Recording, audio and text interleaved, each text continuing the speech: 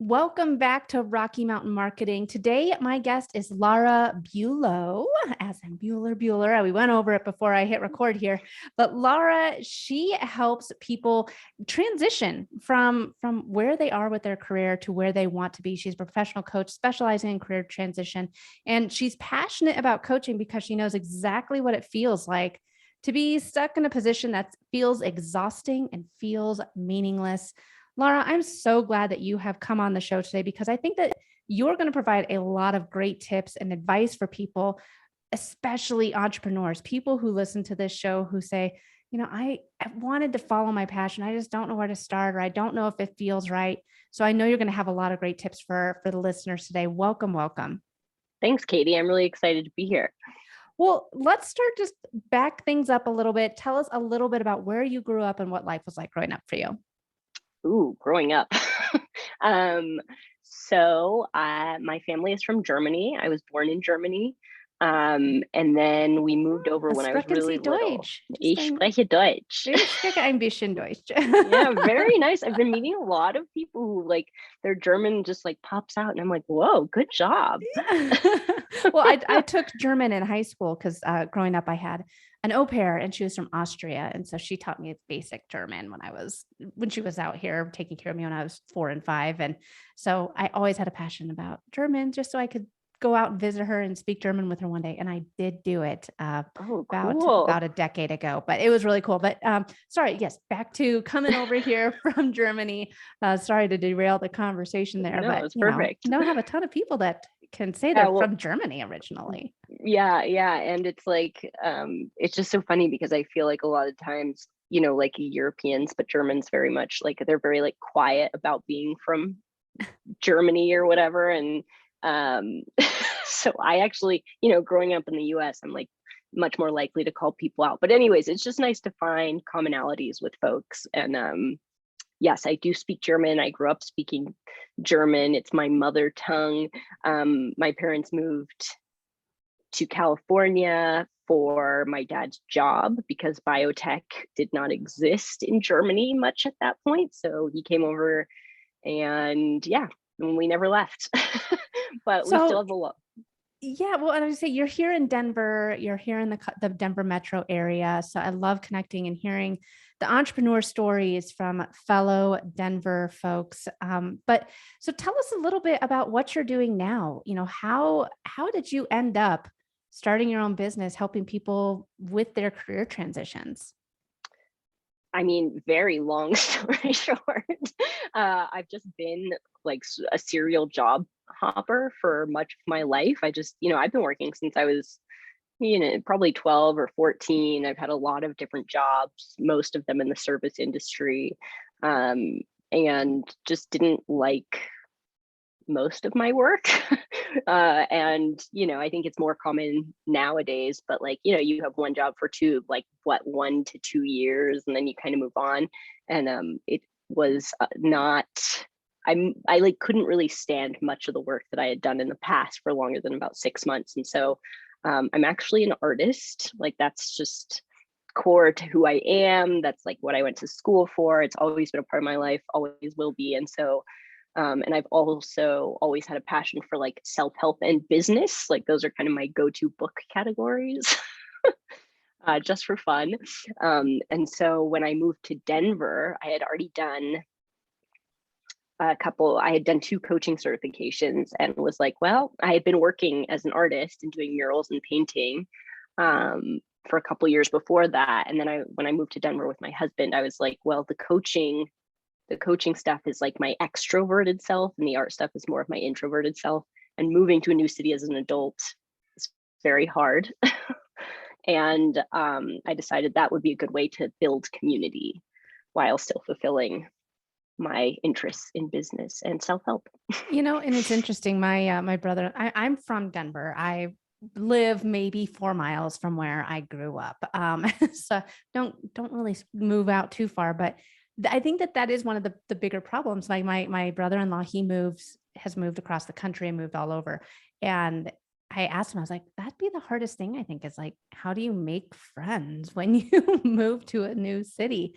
But what you said, Laura, was really interesting about not really finding a job that you really felt called to. You said you've tried, it feels like 100 different trades, but nothing really felt right. And I think that that is one of the reasons why a lot of entrepreneurs start their own business, is because nothing really seems to fit the mold. Nothing really seems to bring them the passion and light them up like they feel like they should be feeling. Now, in your opinion, do you think that that is just an entrepreneur thing of like not being able of that's why they start their own job, or can you really find your calling in the corporate world? Do you think that some people still feel like this is what I was meant to do? Ooh, really good question. Yes and no. um, I mean, well, so the way that I'm interpreting your question, right? Like, I think that we're in this era of like passion, be passionate about what you do, right? Hashtag blessed, hashtag do what you love, which is a really beautiful message, but also often not particularly realistic. I really want to like own my place of privilege. I really drank the do what you love Kool-Aid. And I'm really lucky that I've been able to explore so many different things that I do enjoy. um Amongst those being like trying to start my own hostel and like my artwork, and now coaching, which I'm really really passionate about. I love the coaching work. But that being said, that now that I'm in the coaching world, I don't want to advertise or like try and get other people to drink the like be passionate about what you do Kool-Aid, because people's relationship to work and to life is just so different, and really wanting to meet people where they are and to understand their own values and priorities, and really like be conscious in those choices that they're making, right? Some people want to become business owners because they're passionate about business, and some people want to just keep doing the trade that they do. I think that makes a lot of sense, because as somebody that was kind of thrown into entrepreneurship, I had what I thought was my dream job. And when my company eliminated my position and I was laid off, I was talking with my current supervisor in her office, and she just said, "Katie, you're so good at social media. I would just love to see that be all that you do." And so I was like, "Oh, well, I'll just go ahead and give it a shot." I have always had a strong passion for it.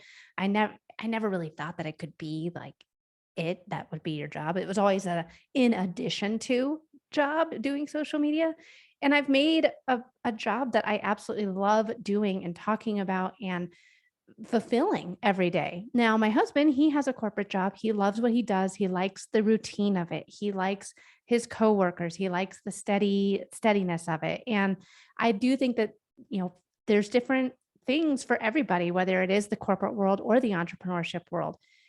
What do you say to people when they're coming to you and they're saying, "I don't know if this is it. Like, should I try and go for that management position? Should I try and be an entrepreneur?" What do you say to them about designing a business or a job that's built around what they're most passionate about? Yeah, you hit on so many important things there. Like, I want to say, I love that you sort of like just ended up as an entrepreneur, right? And like that wasn't necessarily your goal, but you like love what you do. I also love to remind people that like entrepreneurship and running your own business really isn't as sexy as everyone makes it out to be. Like, for one thing, health insurance. like hello people, especially if you have a family, right? Or you're not like the young and the healthy, whatever. Health insurance is a really big deal, and like time off. For Getting to sure. So there's a lot of pros and cons to everything. Yeah, like different strokes for different folks, right? And one of my favorite quotes is like, it takes all kinds, right? Like the world needs all kinds of people. So what do I say to people who are looking to design? Did you say a business specifically or career? A career, I think I said a business, but a career is that's a much better word. Yeah, yeah. Well, and you use the word design, which that's my latest certification, and but also perhaps like my longest. I've been obsessed with the designing your life content from the two professors at Stanford in the design lab for a very long time, like way before either one of my coaching certifications. It's one of the self-help books that I like picked up and really like ran with. And that book is called Designing Your Life by Bill Burnett and Dave Evans. And I recently became certified in their content because I've been using it and reading those books and sharing them with people for so long. And now I get to like lead groups and individuals through the work and like use all of the content, ad nauseum. So what do I tell people? I tell people like there is no one right way, right? Like a lot of us feel very stuck and are asking like what's next, and we're so overwhelmed by our options and or fear of taking that next step that we kind of freeze up, right? And there are ways to move forward, and using a coach is just one way of having like a badass sidekick who's going to be in your corner and help you take those action steps to change things. I completely agree. And, one of the things that's been huge for me is having an accountability partner, having somebody that I can talk to share, because no matter if you're an entrepreneur or you're, in the corporate world, having somebody that's kind of in your corner that can listen to you and say, yeah, I agree, or celebrate the little wins with you. There are certain things like, so just for me as an entrepreneur, I have my business bestie, Kendra, and she gets the the ups and the downs, the highs and the low, like how exciting it is to get that speaking opportunity and how frustrating it is to be like, I spent so much time on that darn reel and it only got 1,300 views. Are you kidding me? So she gets the highs and the lows and is someone that I can go to talk to about this stuff that really gets it. What do you think about people having someone that's in their corner, having that coach or having that accountability partner that's there to just kind of guide them along and celebrate with them? Yeah, I actually really like that you bring up the celebration part of this because it's something that you don't hear that often and is actually a huge part of it. Any sort of like habit book or habit technique, and so much of working with a coach is practicing to celebrate and exercising your celebration muscle. Because if you're not championing yourself or having somebody else champion you, you don't build that reinforcement loop that is so essential in building good habits. And so that's something I practice with people, right? And like figure out ways for you to celebrate and celebrate you when you can't celebrate yourself, and like there to remind you, like, okay, like this is a happy moment. Like, I really hope you're letting that sink in. So it's really not something I hear people talk about very often. So thank you for bringing that up. But the accountability part is just huge. Like I like to tell people I'm a professional accountability buddy. And Accountability buddy. I love yeah, it. and people love to ask me like, well, how do I hold myself accountable? And I'm like, well, you don't. You you find your friend, right? Like your cat's not going to do it. Like maybe you have that relationship with a parent or family member. But like having somebody, so many of my clients say to me like, oh, my husband like can't discuss this with me anymore, or like, my partner is sick of hearing about it. Like I need a fresh perspective, right? So Mhm. getting somebody who's maybe once or twice removed from your innermost circle can just be helpful from that perspective, because they're going to lend a fresh perspective. They're going to be like a fresh pair of ears to Yeah. be that person for you. Well, and it's so true too, because as I said before, my husband has a corporate job and he works in finance. And there's certain times where I know is just looking for understanding or, agreement or, just someone to talk to about work that doesn't actually work with him. And unfortunately, I don't understand LRBPs and all that, all the lingo and everything. And so I'm like, oh yeah, that stinks. He's like, no, no, no, it's actually good. I'm like, oh, well, that's great. Ugh. So I definitely feel, and there's times when I share something with him and he's like, cool. And it does make it really helpful to have somebody that's in your corner, ready to share your celebrations, share your frustrations with you. That's outside of your immediate family or outside of your friend circle.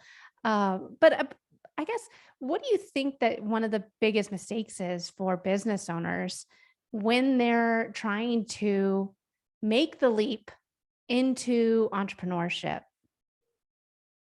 Mm. Well, I did find that very funny, just to go back to what you were saying about your husband, because, like the reason we came to Denver is my husband got into medicine and is now a doctor. And so, yeah, like definitely that like crossover of being like, what? Like, stop talking to me in acronyms. Like, I have no idea what that means. Mhm. Yeah, so there's that. And then what do I tell people when what's the biggest mistake? That's a great question. I think like one, until you've been there, right? Like that not being like there's so many non-sexy aspects of entrepreneurship. I think a lot of people do not have the level of awareness around their values.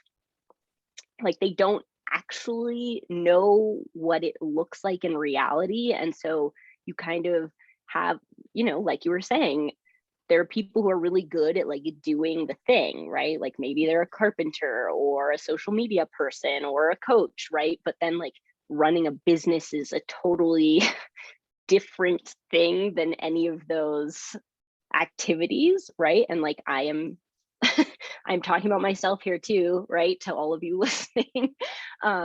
There's a very steep learning curve as far as like sales, marketing, being a business person, networking. Yeah, and it's hard, it's really hard. And so coming to terms with that and like just knowing what your priorities and your values are, and can you stay true to those once you enter the business realm? Yeah, and I definitely agree that there's something different about creating a business of something that you're passionate about, social media, and then actually running and growing and sustaining it. It definitely is an entire different learning curve. And sometimes I found that I was doing parts of my business that didn't necessarily light me up or weren't necessarily my strong points. But once I started delegating different aspects of the business out to people that's what they did best, that's when my business really started growing and becoming even more successful so that I could focus in on the parts that lit me up, that I had the most fun doing at day in and day out, like this podcast, for example. Yeah. So, well, I wanted to ask you a little bit more about, what you currently do right now with the coaching that you offer, because transitioning from a career is scary. And, whether it's going from one job to another one corporate job to another corporate job, or corporate job to entrepreneur back to corporate, it can be scary, hard, and very confusing. So what are some of the different tips or tricks that you would guide someone to if they're saying, I think that I might not be 100% happy doing what I am now? I don't know even the next step to take. hmm hmm so I would say, from a designing your life standpoint, like pause. uh, there's just so many things. Like there's this big overarching concept that I go through with a lot of people, which is like most folks need to be in quite a lot of pain before they decide to make a change. And again, this comes back to the awareness piece about, really paying attention to like when things are getting difficult and when you think you might need a change. And then, getting the help and the support before you're like ready to burn it all down. So that you can gracefully exit if that's the best way for you to go. And or right now in the designing your life world, what the authors like to say, Bill and Dave, is don't resign, redesign, right? We're in this like great resignation period where, people are opening their eyes to all of the possibilities of work from home and like interesting combinations of work. And well, you can resign, but right now is also a point in time where you have way more leverage than you used to. So there are a lot of muscles you can flex to redesign something that will work better for you and potentially your employer. So negotiating different ways of being. So I help people in all kinds of capacities, in the sense that, like, maybe you want to switch industries, maybe you just want to negotiate time off or a sabbatical. Maybe you want to go negotiate your salary, or working from home half the week, right? So Mhm. there's a lot of different ways that you can approach these things. And a big part of designing the transition in your career is really thinking about all the possibilities that are available to you before cutting and running. Yes. Well, and like you said, right now there's more people leaving their jobs than ever before. It's kind of scary, but I think it is eye-opening for so many businesses on how much work-life balance means to their employees. And there's a lot of businesses that aren't willing to change their thinking on this. So it's causing them to lose a lot of valuable employees. And I definitely agree with taking that step back and listening to your employees and really setting out the list of what matters most to you. And with what you're saying, will you be able to find that, negotiate that with your current position, or is it time to maybe move on? Yeah, you were making a point about like how scary the changes can be and that sort of thing. So I really think that getting the necessary support is really essential in considering what your options are. Oh, and I'm remembering something that it triggered for me is, there's this whole movement that many people in the US don't know about. Not surprisingly to me, I'm like, most corporations probably don't want you to know about this, but like the future of work, right? Like they're literal, like there's like a global organization called the Future of Work, and these think tanks that are talking about like what are these big changes that are happening.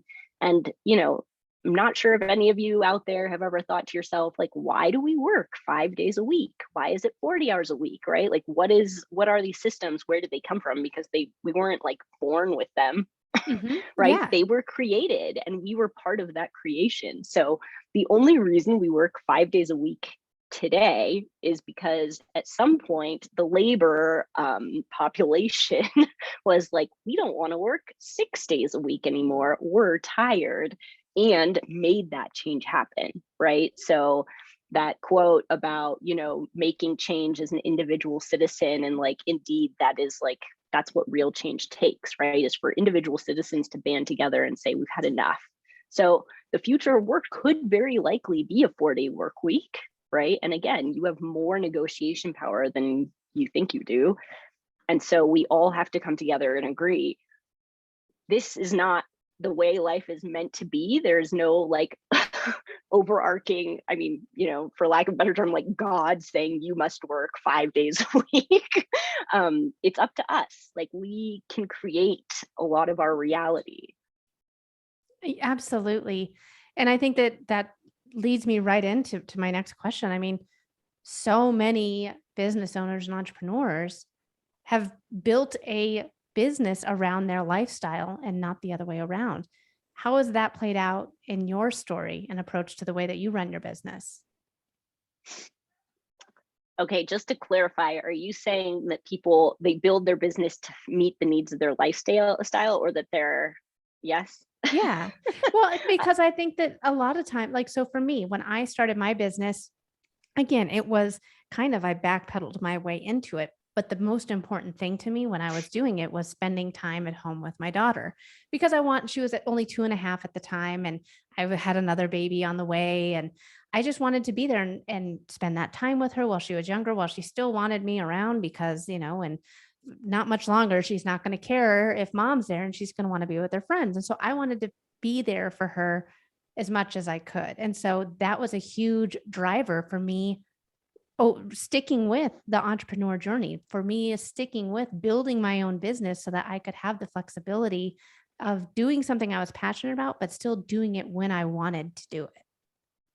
Yeah, like part of me doesn't totally agree with the initial statement. Like thinking about it, I think that people, again, like there's sort of this sexy aspect of entrepreneurship where it says like build this lifestyle business. And then there's like all these great entrepreneurial memes that are like, I started my own business so that I could like work my own hours. Now I just work all the time, And now right? I've Like, worked, yeah. No, seriously, right? full disclosure. I had my first laptop free vacation in over 5 years just this last winter. I mean, Woo! yeah, that was a huge accomplishment. And like I said, like nobody, Kendra, my business bestie, she was like, that is so great. I'm so excited for you. So proud of you. Way to go. And she got what a big achievement that was. But for a lot of people, they're like, okay, cool. Why do you always take your laptop with you? Just shut down. I'm like, I can't. There's Yeah. no one else. Right, exactly. So I think it's definitely like this double-edged sword of, I think that if one, again, you have to know your values and you have to start putting into practice like as soon as you can in your business. Because nobody else is going to do it for you, right? So there's sort of this aspect of like working all the time on whatever your business. And then, I think that some people who stay committed to their values and are making their business work out financially have the power to, right, like to really design, like continue building their business, but keeping that lifestyle aspect of it alive.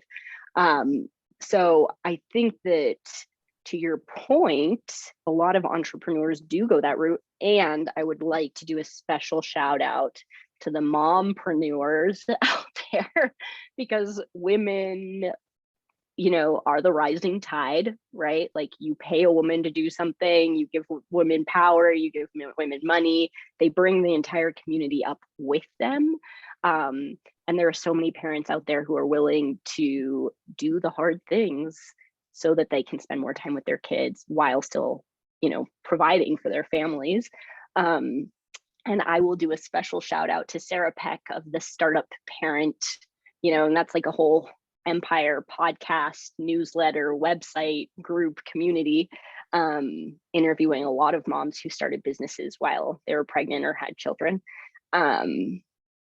So, I mean, I don't think that starting your own business is like the way to create a lifestyle unless that's part of your lifestyle dream.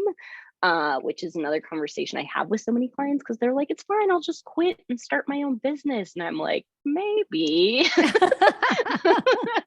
So not to squash anyone's dreams out there, but again, like just building the awareness muscle before like taking the leap, right? Because it is also totally possible if that's part of your dream. And the flexibility piece really seems to come in the form of choosing which hours you're working, not necessarily how many. Yes, for sure. No, yeah, that we should just repeat that again, because I 1000% agree. And that's really good advice. I mean, so what is some of the best advice that you've received that you've been able to apply to your business? Oh man.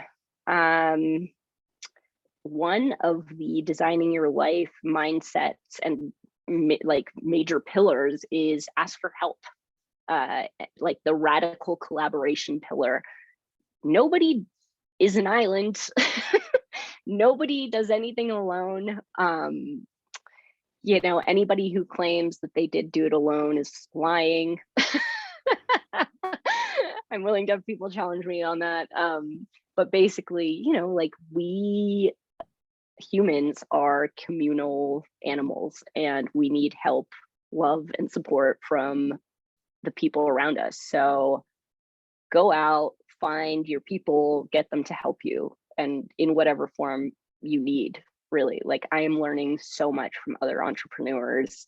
My networking groups are awesome.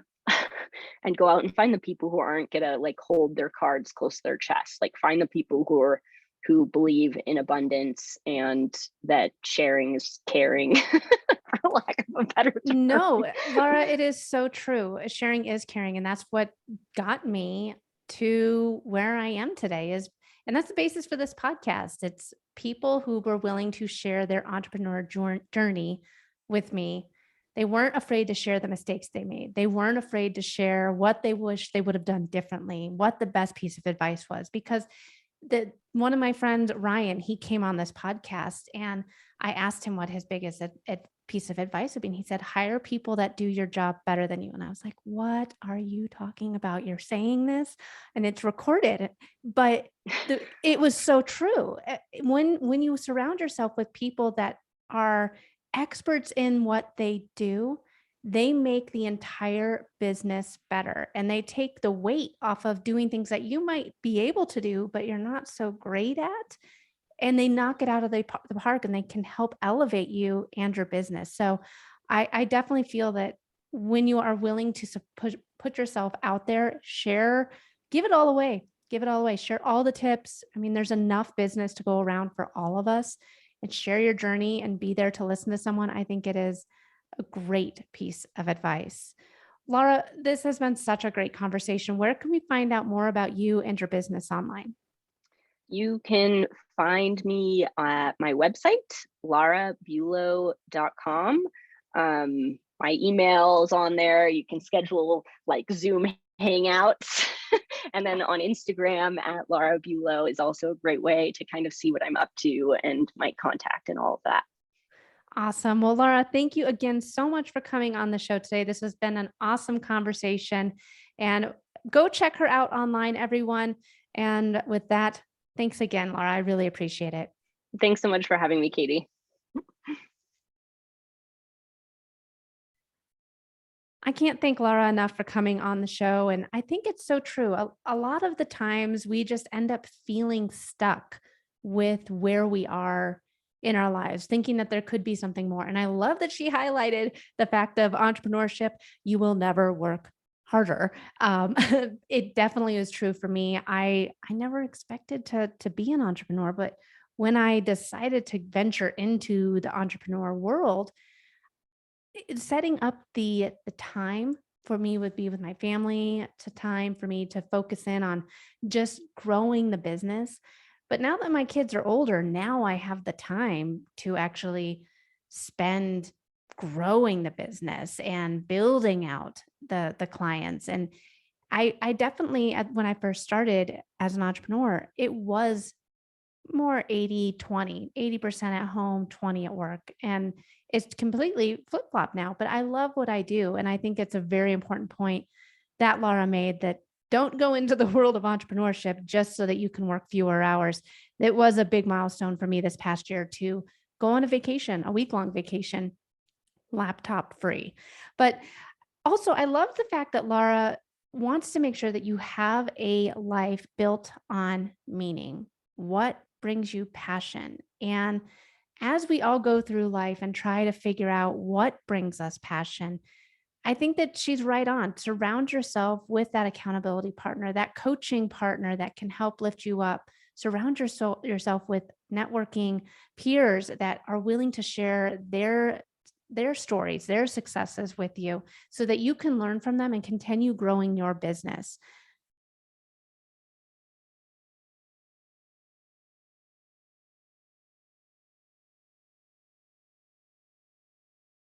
Because as we grow our business, as we go through this thing called life, we need to be doing something that brings us joy. And whether you're in the corporate world, whether you're a business owner, if you're not passionate about what you're doing, I think it's a great time to take a step back, make that list. What are the things that you are most passionate about? What are the things that you aren't? And if you're a business owner, you can delegate those tasks out. If you are in the corporate world, how can you change up some of your current opportunities so that you are doing things that you are most passionate about?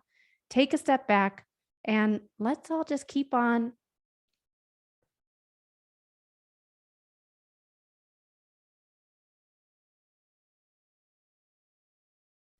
Take a step back and let's live our life to the fullest.